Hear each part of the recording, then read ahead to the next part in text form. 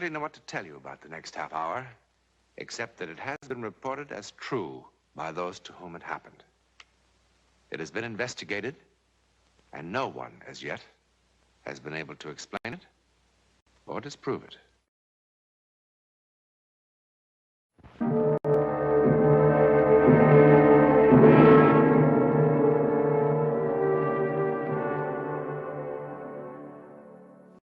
Where is Sylvia Ackroyd? Many have asked that question. Her husband, her friends, the police, especially the police. I'm not the first, nor will I be the last to visit this room. It's Sylvia's room, now become one of the world's more celebrated bedchambers, thanks to Scotland Yard's highly trained clue seekers. They began, as they usually do, with personal effects. With these dresses, all knit by hand. Lonely hands. The hands of a woman who had nothing else to do. But where is Sylvia now? Dead? But not exactly. Well, not officially. That morning, the 4th of April, was an important day. It was her birthday. Sylvia? Her 40th birthday. Good morning, my dear. Harrison? I have something for you. You should have come down to breakfast this morning. Essie did something triumphal with kidneys and bacon. Kidneys make me nervous at the best of times, let alone breakfast. Now, do you mind signing here and here? What is it? It's a new stock I'm buying now. Now, please, dear, I'm in rather a hurry. I'm sorry, but I do like to be told about things now and again. I'll tell you later. Incidentally, I won't be home for dinner tonight. I didn't expect you. It's Friday. You're always late Fridays. Merely because Friday happens to be the most opportune evening for filling business associates with expensive champagne. Of course. Matter of fact, I'm taking Horton Bassler down to Sunningdale. Really? You remember Horton? He was with me during the war. The three of us used to go out together in Paris. He was with us the night we won that waltz contest at Big Tops. That was such a beautiful, lovely night. You have a very good memory, my dear. I need it. Shall I give Horton your regards? Do. Well, have a good day. You too.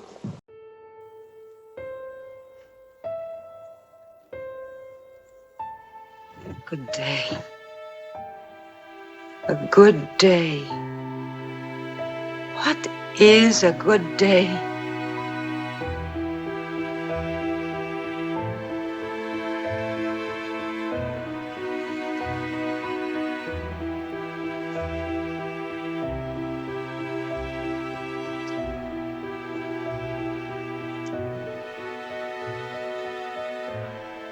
Mrs. Ackroyd, where are you? I'm down here, Essie. What are you doing down there? Celebrating my birthday. Oh, thank goodness. I've been wanting to get this place cleaned up. 10 years this stuff's been lying around here. All the things I had in Paris. Oh, the welfare people could use some of these. Here's a perfectly good sweater. Oh, no, Essie. This saved my life. You didn't have any heat during the occupation. Oh, living in the past when them things could keep some poor kid warm. Oh, Essie, look. Our transmitter. We used to send messages on that across the channel, and you don't know Don't. how You know, we really should send some of these things to the hospital. My diploma from the Sorbonne before the war. What's all this? Oh, Essie. Madame Solon and I made these the day the Allies marched into Paris. We dyed little strips of rags with red and blue ink, and oh, we waved them and waved them as the boys came marching up the Champs-Élysées the day I met Harrison. Oh, Essie, it was so exciting. Well, it's over now. Here, Yes, it certainly is. It's hard to believe it was me. What's this? A game for young and old. Oh, well, that can go to the hospital. There's room in there for some of these clothes. No, I see. Well, what is it? Jeremy. Jeremy. Jeremy.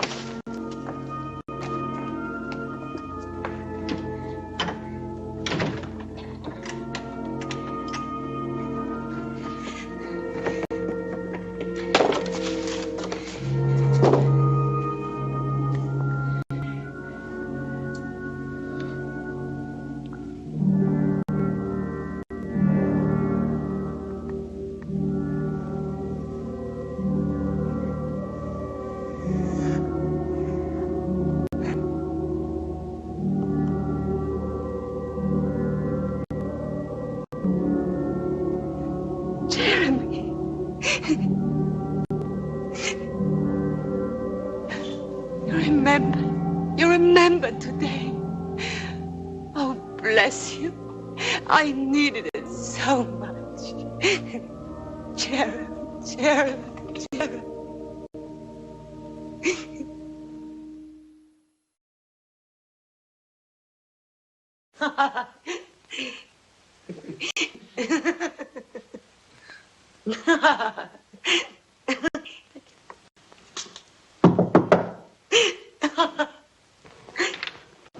Oh, Essie, that's not very big. You're lucky to get anything, sending me down at the last moment.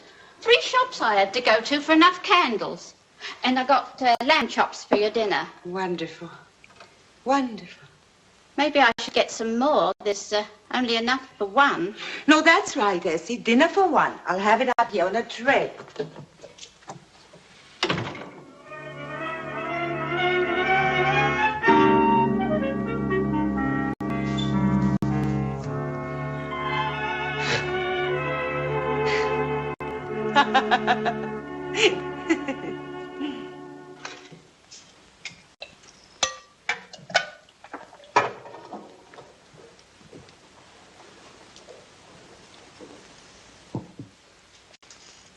Sir? I was wondering if you knew a man called Jeremy. Doesn't that look good? Jeremy who? I don't know. You came to call on Mrs. Ackroyd yesterday. Jeremy? Oh, probably Jeremy Carlos from the Spanish consul. What did he look like? Oh, I didn't see him. He came when I was down at the shops. Mrs. Ackroyd asked me to get her a birthday cake, and it was when I got back. Oh, was it her birthday? Heavens, Essie, why didn't you remind me? Anyway, it was quite a party. Well, good. I'm always telling Mrs. Ackroyd she should have more friends. Have a few laughs. Well, there were plenty of laughs yesterday. I could hear them even when I was down here, dusting the sitting room. Good morning, darling. Good morning. It's all right, Essie. I'll help myself. Oh, I'm so hungry this morning. I could eat any kidneys. Scrambled eggs. Oh, so they are. Darling, I'm sorry about yesterday. What? Your birthday. Oh, darling, I forgot yours last year. Anyway, I thought you were just being tactful. You know how women dread birthdays. I was thinking, that's one advantage in not having any children. You never miss an opportunity, do you? I didn't mean it that way. I just meant that this way I can stay the same age forever without suddenly finding I have a daughter years older than I am. Anyway, I'm glad you had a nice day. I did. Essie tells me you had quite a party. Who was here? Oh, it wasn't really a party. I just thought a birthday cake would be fun. That man from the consul? Who? Carlos? Carlos. Oh, no, Harrison. Then who was here? There was no one here. Sylvia, what you do is your own affair. I use that word judiciously. Frankly, I don't mind, as long as you're clever enough to keep it that way. But you must understand my position. I will not risk adverse publicity. I don't intend to find my name in the morning papers. I hope I make myself perfectly clear.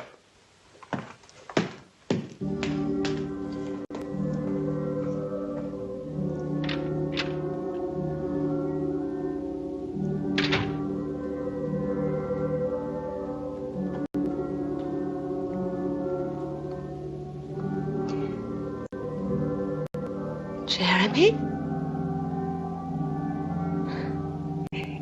You know, Harrison thought I... Oh, Jeremy.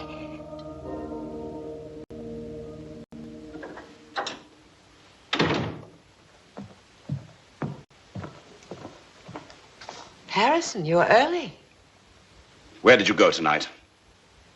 Oh, I got bored with the house, so I thought I'd dine out. Well, so you thought you'd dine out. Yes, Harrison. It's Friday, your night out.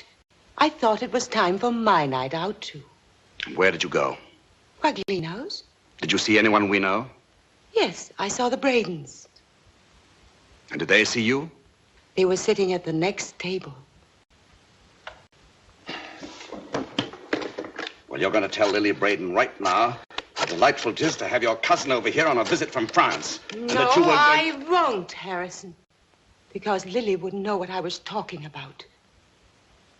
Yes, they did see me.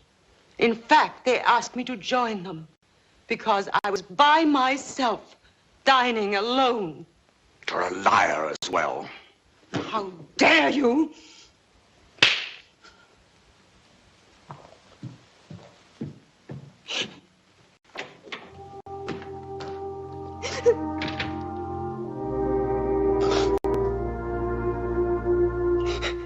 Now, what about this afternoon? Oh, haven't had time to type it up yet, sir. Here you are. Let's see. 12:30 cold lobster and salad at the Dover Butchery. 1:15 proceeded along Dover Street to Bailey's Gallery in the Prince's Arcade. Made purchase of 4 pictures. Did you see what they were? Well, without getting too close, sir, they look like military prints. Soldiers in different kinds of old-fashioned uniforms. Yes. 1:40 took taxi along to the Leicester Square Cinema. American musical starring Sid Charisse and G. Did she meet anyone? Not today, sir. And Mrs. Ackroyd left the cinema about 4:25 and took a taxi home. No visit to the museum today? No, not today, sir. And all this time, she never talked to anyone? Well, not to anyone, sir. What do you mean? Well, when she thought no one was looking, she talked a lot, sir. In a low whisper. And laughing, sir. Your wife laughs a lot. But always to herself. I see.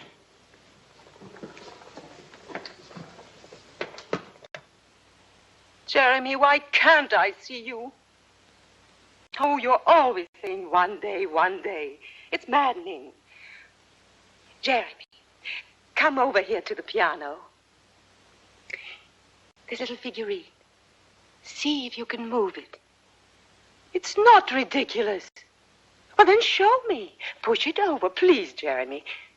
All right, it's silly, but I just want to see if you can do something physical. Jeremy, no. Harrison paid a fortune for... Oh! What'll I tell Harrison? But how? I don't know how to play the piano. But I can't. All right. What do I have to do? Yes. Yes.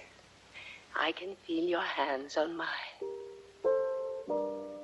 Jeremy. That's beautiful. Look at my fingers. You never told me you could play like this. Jeremy, please let me see you just once. I'll do anything.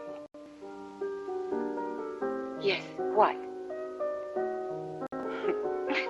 I promise. This afternoon, I'll go to Hartnell's and buy the giddiest thing I can find. You will? Honestly? Now, Jeremy, don't tease me. I couldn't bear it if you... When? Jeremy, tonight. What time? Oh, Jeremy, I want to know how tall you are and the color of your eyes and what you look like when you laugh. Turn that off. Touch of your lips. How could you? How could you? How could you spy on me? How could you? How could you?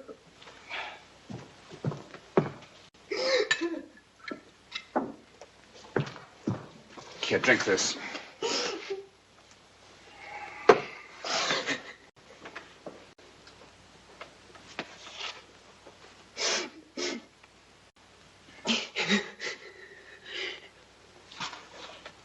It's pathetic, isn't it? All these weeks you've been suspicious. Now you know. I do have a friend. Now you know why I couldn't tell you about him.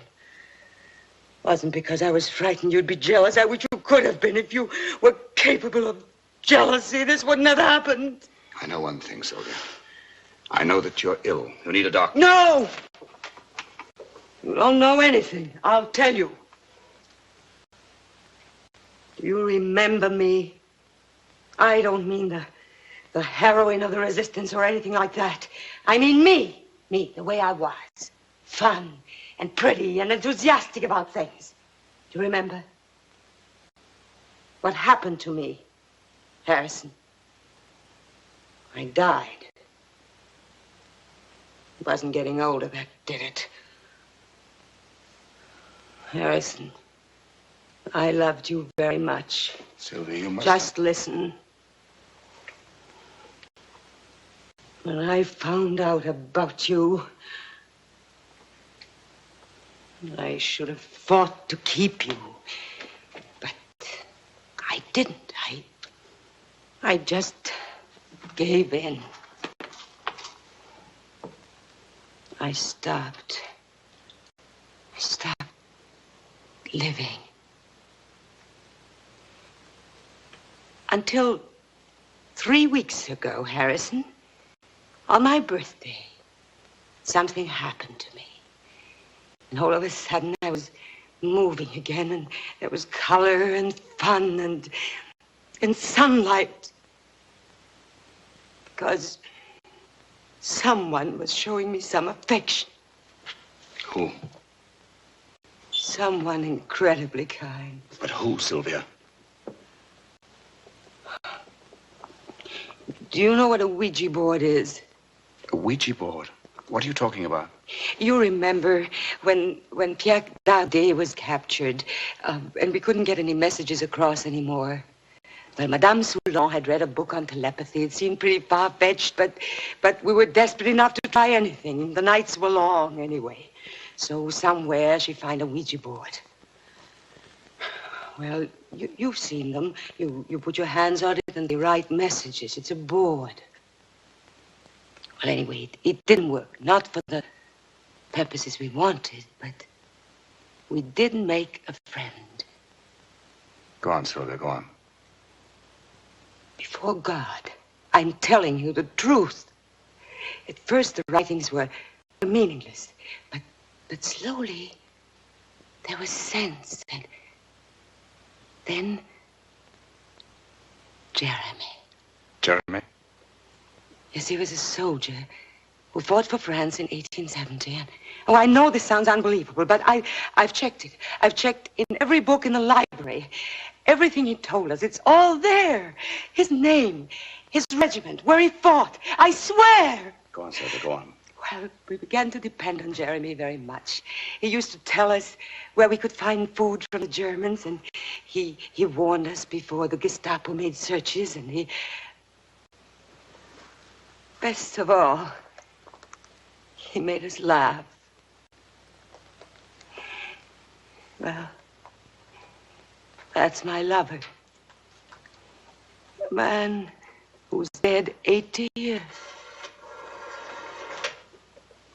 Operator, would you give me the number of the Belden nursing home, please? What are you doing? 4561. Harrison, why are you calling that place?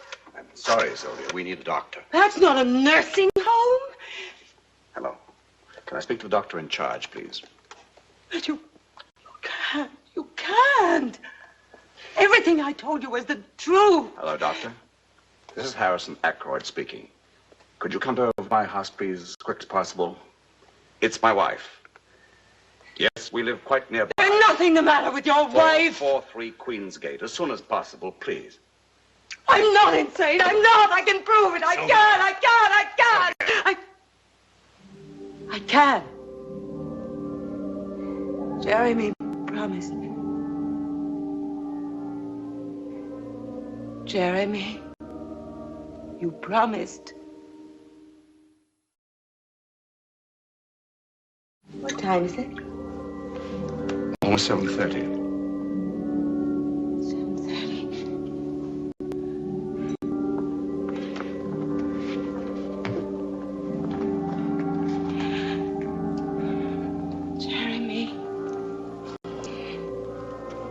Jeremy, please. I need you.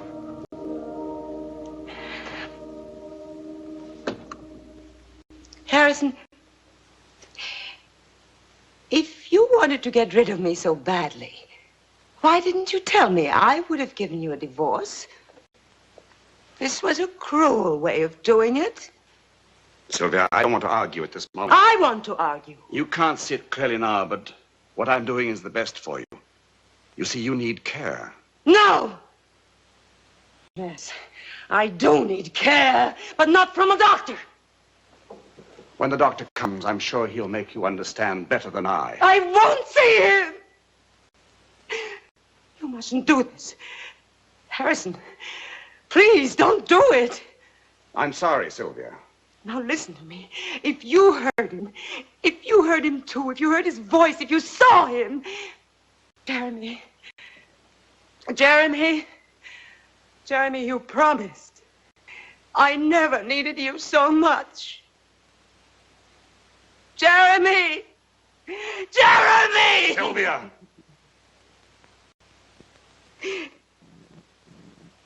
Harrison, the tape recorder. The piano. Now, you know I can't play the piano, Harrison, but you heard me play it on the tape recorder. That was Jeremy. If I can do it now, Jeremy, help me. Help me. Help me, help me, help me. Sir, the doctor's here. Doctor, I'm Harrison Ackroyd. That is my wife. You can trust me. You'll be happy where you're going. Come on now.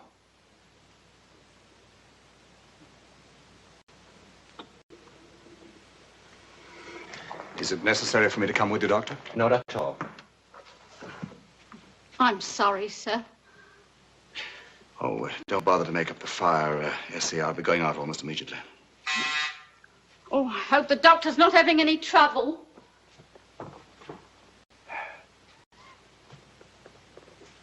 Sir. Mr. Ackroyd? Yes. I'm Dr. Werner. Who? Werner. We talked earlier on the telephone. From the hospital.